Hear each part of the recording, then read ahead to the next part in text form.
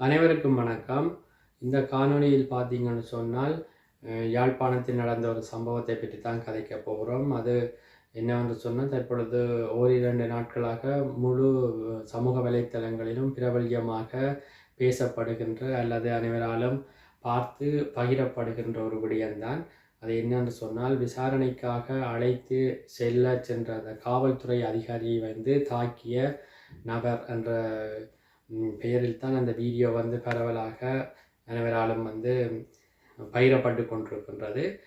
அந்த காவல்துறை அதிகாரி ஏன் அங்கு சென்றார், என்ன குற்றம் என்றது தெரியவில்லை. இருந்தாலும் அந்த அதிகாரி அந்த குற்றம் சாட்டப்பட்ட அந்த அவர் அது கணவரா அல்லது தெரியவில்லை, அந்த மனைவியை அவர் தாக்கினார் என்ற ஒரு கோபத்தில் அவருடைய கணவர் அந்த காவல்துறை அதிகாரியை அடிப்பதாகத்தான் அந்த காணொளி வெளியாகி கொண்டிருக்குது.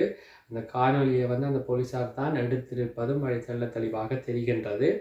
என்ன குற்றம் ஏன் என்பது தெரியவில்லை. ஆனாலும் இந்த காணொலியில் நாங்கள் மிகவும் கவனிக்க கூடிய ஒரு விடயம் என்னவென்று சொன்னால், அந்த குற்றம் சில வேளைகளில் மிக சிறிய ஒரு தவறாக கூடியிருக்கலாம். விசாரணைக்கு பின்பு அவர்களை சாதாரணமாக விடக்கூடிய ஒரு குற்றமாக கூடி இருக்கலாம் என்ற அதன் முழு விவரங்களும் வெளியாகவில்லை. அதனால் அதை பற்றிய எங்களால் கதைக்க முடியாது. ஆனால் தற்பொழுது அந்த போலீசாரை அந்த தாக்கியதால், அந்த கணவர் தாக்கியதால், தன்னுடைய மனைவி மீது அவர்கள் கை வைத்து விட்டார் என்ற ஒரு கோபத்தின் ஆதங்கத்தின் வெளிப்பாடு அவர் தாக்கிய அந்த விளைவு இனித்தான் அது தெரியும். அவர் இனி எவ்வளவு நாள் மறைவாக இருக்க முடியும் என்றது கேள்விக்குறியான விடயம்தான்.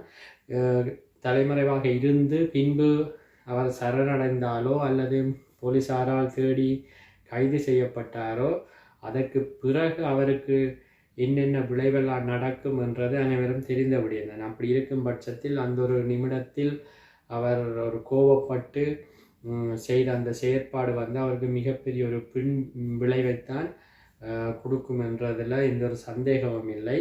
என்ன குற்றமாக இருந்தாலும் அந்த குற்றத்தை நீதிமன்றத்துக்கு சென்று அதை சட்டத்திறனை வைத்து வெளியில் வருவது தான் ஆக சிறந்த ஒரு விடயமாக இருக்கும். அதை தவிர்த்து இப்படிப்பட்ட ஒரு செயலில் ஈடுபடுகின்ற போது தவறே செய்யாமல் இருக்கின்ற பட்சத்தில் கூட இந்த செயலால் மிகப்பெரிய ஒரு பாரதூரமான விளைவுகளை அவர்கள் சந்திக்க நேரிடும் என்றது எந்த ஒரு சந்தேகமும் இல்லை.